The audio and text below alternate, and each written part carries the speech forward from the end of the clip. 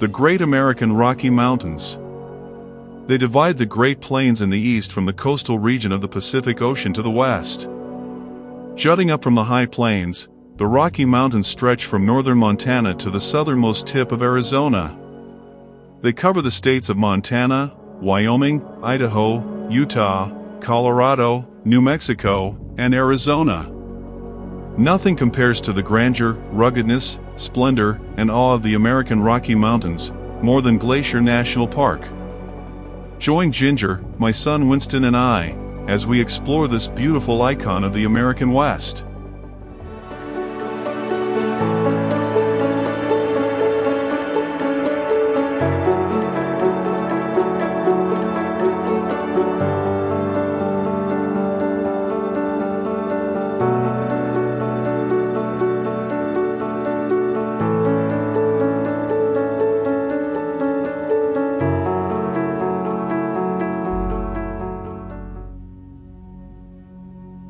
Soon after being reassigned from my unit in Idaho to a unit in Texas, I realized we would never be closer to my favorite national park. Lewis W. Hill, president of the Great Northern Railway, lobbied Congress for the designation of national park status for Glacier Park. Congress approved this in 1910. This marked the beginning of Glacier National Park. Located in northwestern Montana along the Canadian border, Glacier National Park was formed millions of years ago by glaciers. The glaciers, moving inch by inch and foot by foot each year, these powerful environmental behemoths, carved out valleys, canyons, and lakes, creating what we know today as Glacier National Park.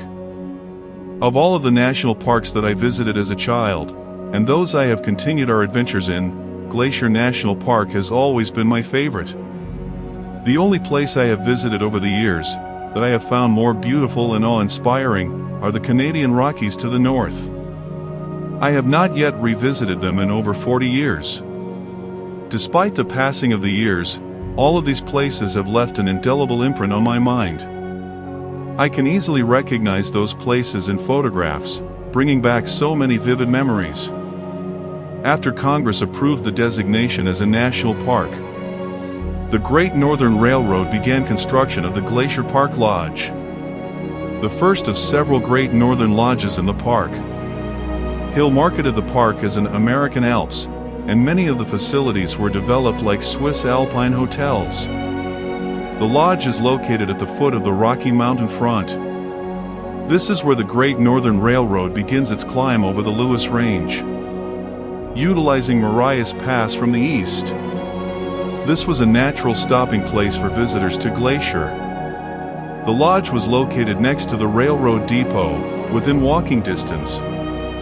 Work began in April 1912 and was completed in 15 months. As Winston, Ginger, and I walked in the lodge, for the first time, I was awestruck with the grandeur of its construction.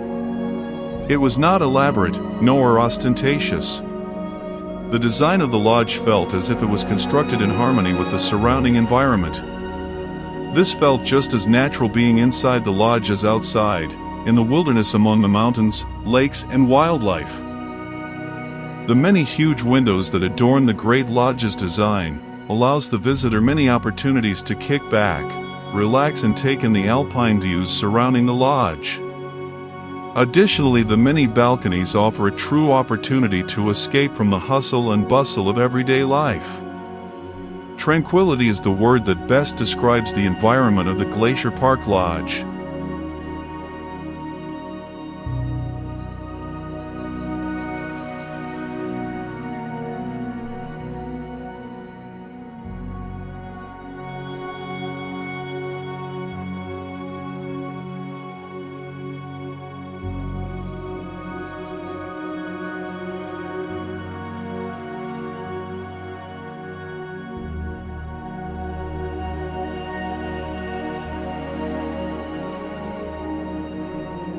The Going to the Sun Road was a masterpiece of engineering.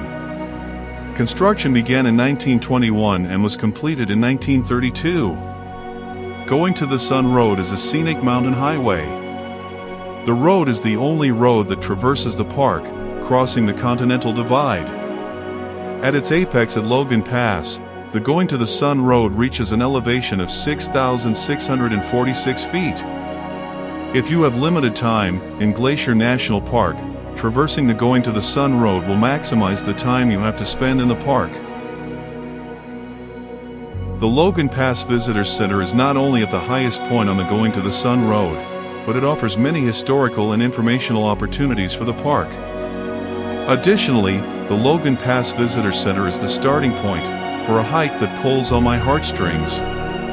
Many decades ago, while I was at the tender age of around 14, my family began an arduous hike to Granite Park Chalet. We had a choice to make. We could take a 4-mile hike up steep terrain, or we could take the Highline Trail that stretches over 7 miles across the valley to reach Granite Park Chalet.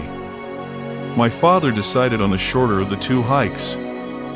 The shorter route offered beautiful scenery along the way as well as a strenuous climb with brutal switchback trails. I vividly remember arriving at the chalet and collapsing on the rudimentary bunks that years later I would become so familiar with in the Army. But at that point, I was in heaven. I thought those crude bunks were the most comfortable assets I had ever known. 40 years later, I wanted to share my childhood adventure with my family. I decided to hike the Highline Trail that my father had decided against. Yes, this trail was longer, and it was a little more intimidating due to its steep drop-offs. In one place, a cable was placed along the wall to allow the hiker to cling to the wall, preventing the fear of falling into the abyss below. I noticed that farther up the trail, a number of hikers were off the trail, making me wonder what would cause them to leave the well-marked path. As we got closer to the misplaced hikers, we noticed a very large mountain goat on the trail. The hikers were trying to avoid an encounter with the goat. I really didn't notice the goat because I was watching the movements of the hikers of the trail. When I arrived, I was within 5 to 10 feet of the goat. The mountain goat's feet are well suited for climbing steep, rocky slopes. They have powerful shoulder and neck muscles that help propel them up steep slopes. Mountain goats are the largest mammals found in their high-altitude habitats. Nanny goats can be very aggressive and protective of their offspring. These conflicts can occasionally lead to injury or death, but are usually harmless.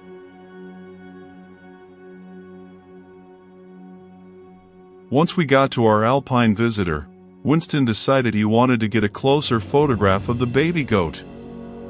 He quietly left the path and moved up higher above the small goat. Of course, this made me somewhat nervous with Mama Goat so close. So I kept a close eye on Mama, looking for any change in her demeanor or stance that would indicate any hostile intent.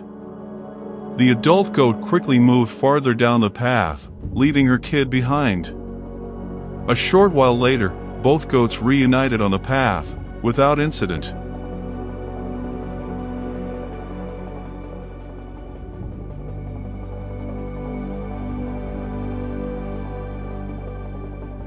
Once our pathway became unobstructed, we were able to continue down the trail towards Granite Park Chalet. We had no intention of making the journey all the way to the chalet. We didn't have a reservation or the time needed to complete the journey. After all, we still had to return to Logan Pass. Granite Park Chalet is located in the heart of Glacier National Park.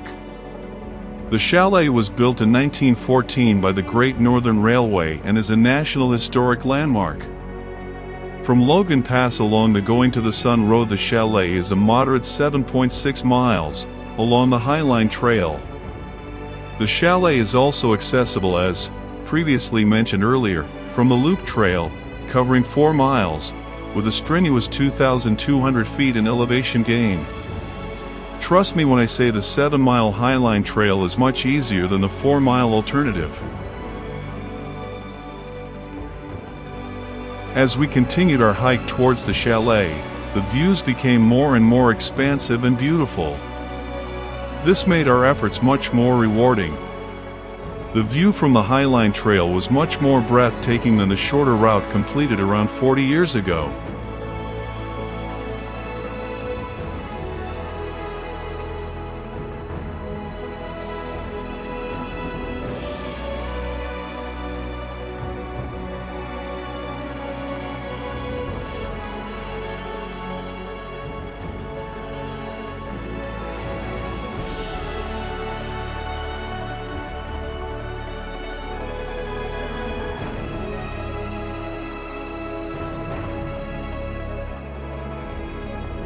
After our return from the Highline Trail, we continued our journey across the Continental Divide towards the southern part of the park.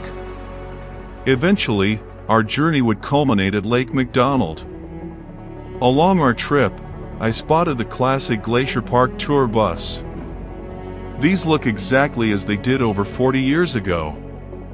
In fact, they have served the park for over 100 years. Walter White, a vice president of the Cleveland-based White Motor Company, which built the red buses, introduced transportation to the park in 1914. Many in the current fleet of red buses have been in service since the mid-1930s. The red buses were the first authorized motor transportation in any national park. These buses can still be booked today.